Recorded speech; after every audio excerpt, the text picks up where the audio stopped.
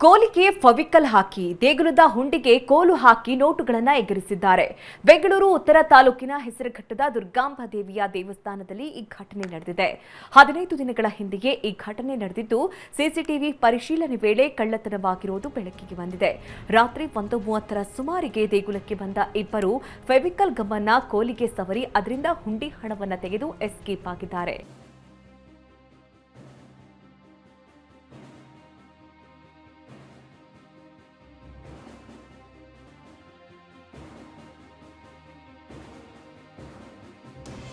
ಇದೀಗ ಬೆಂಗಳೂರಿನ ಇತರೆ ಸುದ್ದಿಗಳನ್ನ ಫಟಾಫಟ್ ಅಂತ ನೋಡೋಣ. ಜಸ್ಟ್ ಫೈನಲಿ ರೇಣುಕಾಸ್ವಾಮಿ ಕೊಲೆ ಕೇಸ್ನಲ್ಲಿ ಜೈಲು ಪಾಲಾಗಿರುವ ದರ್ಶನ್ ಗ್ಯಾಂಗ್ ವಿಲವಿಲ ಅಂತಿದೆ. ಪರಪ್ಪನ ಅಗ್ರಹಾರ ಸೆಂಟ್ರಲ್ ಜೈಲಿಗೆ ನಟ ಧನ್ವೀರ್ ಭೇಟಿ ನೀಡಿದ್ರು. ಕೊಲೆ ಆರೋಪಿ ದರ್ಶನ್ ಭೇಟಿಯಾಗಿ ಚರ್ಚಿಸಿದ್ದಾರೆ. ಹಲವು ತಿಂಗಳ ನಂತರ ವಿಚಾರಣಾಧೀನ ಖೈದಿ ದರ್ಶನ್ ಅವರನ್ನ ನಟ ಧನ್ವೀರ್ ಭೇಟಿಯಾಗಿದ್ದಾರೆ. ಬೆಂಗಳೂರಿನಲ್ಲಿ ಚಡ್ಡಿ ಗ್ಯಾಂಗ್, ವಾಂತಿ ಗ್ಯಾಂಗ್ ಬಳಿಕ ಇದೀಗ ಮಿರರ್ ಗ್ಯಾಂಗ್ ಪ್ರತ್ಯಕ್ಷವಾಗಿದೆ.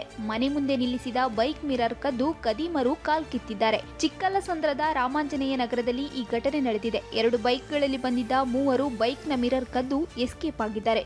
ಜುಲೈ 27ರಂದು ಕೃತ್ಯ ಎಸಗಿದ್ದಾರೆ. ಬೈಕ್ ಮಿರರ್ ಕಳ್ಳತನ ಮಾಡುವ ದೃಶ್ಯ ಸಿಸಿ ಕ್ಯಾಮೆರಾದಲ್ಲಿ ಸೆರೆಯಾಗಿದೆ. ಆರೋಪಿಗಳ ಬಂಧನಕ್ಕೆ ಸ್ಥಳೀಯ ನಿವಾಸಿಗಳು ಆಗ್ರಹಿಸಿದ್ದಾರೆ.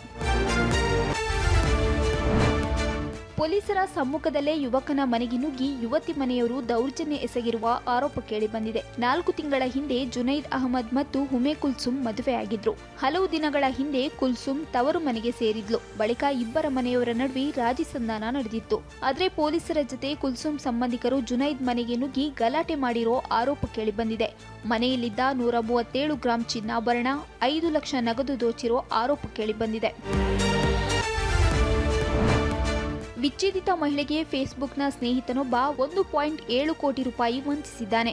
ಯಶವಂತಪುರದಲ್ಲಿ ವಾಸವಿರುವ ಮಹಿಳೆಗೆ ಯುಕೆ ಉದ್ಯೋಗಿ ಅಂತ ಪರಿಚಯ ಮಾಡಿಕೊಂಡು ಸ್ನೇಹ ಬೆಳೆಸಿದ್ದಾನೆ. ಮಹಿಳೆಗೆ ಗಿಫ್ಟ್ಗಳ ಆಸೆ ಹುಟ್ಟಿಸಿದ ಕದೀಮ ಯುಕೆಯಿಂದ ಚಿನ್ನ, ವಜ್ರ, ಸೀರೆ ಕಳಿಸ್ತೀನಿ ಎಂದಿದ್ದ. ನಕಲಿ ಕೊರಿಯರ್ ರಸೀದಿ ಕಳಿಸಿದ್ದ. ದೆಹಲಿ ಕಸ್ಟಮ್ಸ್ನಲ್ಲಿ ಗಿಫ್ಟ್ಗಳು ಇದ್ದು ಅವುಗಳನ್ನು ತೆಗೆದುಕೊಳ್ಳಲು ಹಣ ಪಾವತಿ ಮಾಡಬೇಕೆಂದು ಹೇಳಿ ಹಂತ ಹಂತವಾಗಿ 1.7 ಕೋಟಿ ರೂಪಾಯಿ ಮೋಸ ಮಾಡಿದ್ದಾನೆ.